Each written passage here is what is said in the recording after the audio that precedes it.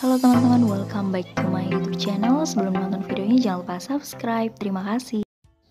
Halo teman-teman, terima kasih ya udah klik video ini. Perkenalkan, nama aku Vita Hardia dan di video kali ini aku mau share ke kalian cara mengatur keuangan untuk usaha kecil. Dan di sini aku mau disclaimer dulu ya teman-teman, bahwa aku bukannya expert dalam bidang keuangan. Cuma di sini sifatku hanya sekedar sharing aja ke kalian semua dan semoga bermanfaat ya. Nah, dalam berbisnis ataupun memulai usaha apapun pasti diharuskan untuk mengelola uang dengan baik ya teman-teman. Biarpun usaha atau bisnis yang kita bangun itu belum tergolong bisnis yang besar atau small business, tetapi harus tetap mengelola keuangan dengan baik. Hal ini tuh bertujuan banget supaya arus keuangan atau kas itu tidak defisit, di mana jumlah pengeluaran melebihi pendapatan. Nah, di sini aku bagikan beberapa tips cara mengelola keuangan untuk yang memiliki bisnis usaha kecil. Yang pertama, pisahkan uang pribadi dengan uang usaha. Banyak ya yang menganggap remeh hal ini, padahal ini tuh hal yang mendasar teman-teman dalam mengatur keuangan, yaitu memisahkan uang pribadi dengan uang usaha seperti yang aku bilang tadi. Ya, kita harus membagi uang kita, mana untuk anggaran pribadi dan mana untuk anggaran usaha. Kalau enggak, tanpa kita sadari atau enggak ya, kita itu bisa sengaja atau enggak sengaja menggunakan modal usaha kita untuk keperluan pribadi. Akibatnya apa? Kita bisa kekurangan modal untuk mengembangkan usaha kita tentunya teman-teman.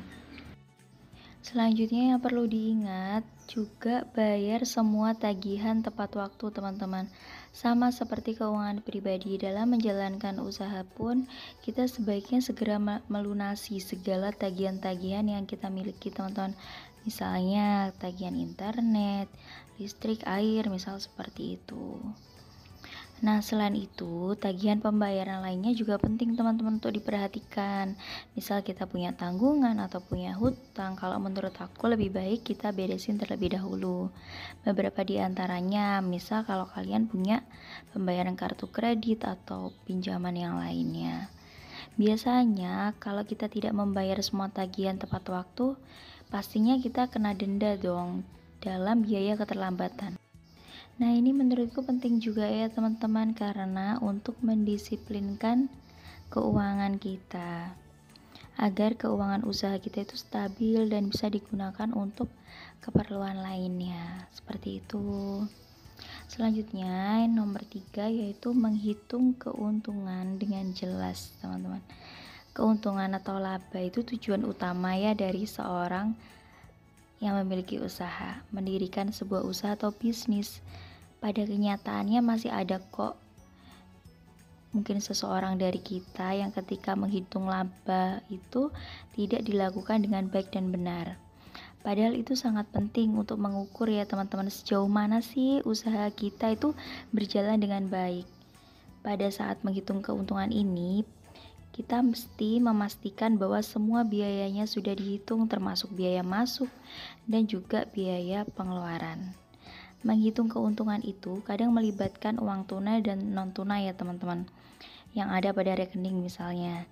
Nah, jangan lupa untuk menghitung juga nih biaya-biaya yang sudah kita keluarkan. Jadi nggak cuma laba bersih aja nih teman-teman, semua juga harus dilakukan pencatatan dengan baik dan benar secara terperinci. Aku pun kadang juga masih salah ya teman-teman, masih trial dan error, tapi yang penting kita tahu pentingnya itu dengan baik. Dengan itu kita bisa melakukan pencatatan dengan baik dan disiplin. Nah, selanjutnya yaitu menggunakan laba untuk pengembangan usaha. Nah, setelah terima keuntungan atau laba, kita nggak ada salahnya kok untuk menikmati hasil tersebut untuk kegiatan yang mungkin menurut kita menyenangkan. Tapi perlu diingat, sebaiknya jangan menghabiskan uang tersebut begitu aja ya.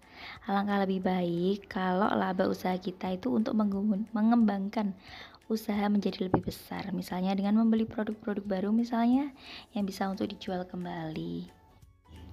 Nah, nomor 6 yang gak kalah pentingnya yaitu mengawasi arus kas keuangan teman-teman. Ya, aku akui memang nggak mudah ya teman-teman untuk memantau arus kas karena diperlukan ketelitian ya teman-teman dan juga konsisten yang tinggi. Diperlukan juga nih, kita harus sadar pentingnya memantau itu dengan rutin dan juga disiplin untuk menghasilkan laporan keuangan yang teratur dan terstruktur teman-teman. Nah, kalau untuk pencatatan sendiri, untuk arus kas keuangan itu kalian bisa menggunakan media apa aja. Kalau aku sendiri lebih suka pencatatan pakai komputer dan juga manual teman-teman, jadi dua-duanya. Tapi aku mungkin lebih suka ke manual teman-teman, gak tahu ya, aku lebih suka aja karena kalau menurutku lebih simpel ya, kalau menurut aku sendiri. Kalau mungkin kalian bisa menggunakan aplikasi atau kalian bisa menggunakan komputer, menggunakan Excel, itu opsional banget, terserah kalian. Dan itu senyamannya kalian aja pakai media apa. Yang penting kalian tahu nih pentingnya mengatur arus keuangan itu. Dan yang penting kalian nyaman dan konsisten dalam melakukan pencatatan dan apalagi evaluasinya. Seperti itu teman-teman. Nah, di sini aku mau kasih contoh penghasilan masuk harian. Misalnya kalau kita memiliki usaha dan penghasilannya itu setiap hari ya teman-teman ya.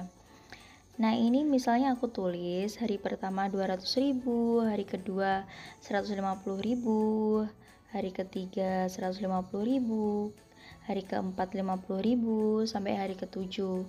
Intinya penghasilannya itu kita dapat secara harian dan itu penghasilannya tidak tetap ya teman-teman. Nah, yang terakhir misalnya nih, penghasilan kita 100.000. Nah, tinggal dijumlahkan aja tiap minggunya berapa. Nah, di sini sebagai contoh totalnya 950.000 ya, teman-teman. Lalu jangan lupa kalian pisah-pisah sesuai dengan pos-pos anggaran yang sudah ditentukan agar uangnya itu tidak tercampur teman-teman dan juga lebih terstruktur. Misalnya uang modal itu opsional ya, kalian ambil sendiri sesuai dengan yang sudah kalian keluarkan. Lalu sesuatu atau kebutuhan yang pasti dibayar yang harus dan wajib, misal tabungan dan dana darurat, biaya makan atau konsumsi, biaya transportasi, biaya internet atau wifi, biaya listrik dan air. Lalu selanjutnya mungkin kalian bisa menambahkan sendiri untuk groceries, misalnya untuk membeli odol, sabun cuci, keperluan rumah, itu bisa kalian atur sendiri. Itu sesuatu yang pasti harus dibayar, seperti itu teman-teman. Dan jangan lupa untuk sedekah. Seberapapun penghasilan kita, lebih baik kalau kita juga sisihkan untuk membantu atau bersedekah kepada orang lain atau orang yang lebih membutuhkan. Dan itu kalian atur sendiri ya teman-teman, dan itu opsional banget. Dan jangan lupa sesuai yang aku bilang tadi, dipisah-pisah untuk keuangannya di awal. Oke, terima kasih ya udah nonton videonya. Semoga video ini bermanfaat untuk kalian semua. Dan jangan lupa like, komen, dan subscribe ya. Tunggu video aku selanjutnya. Dah.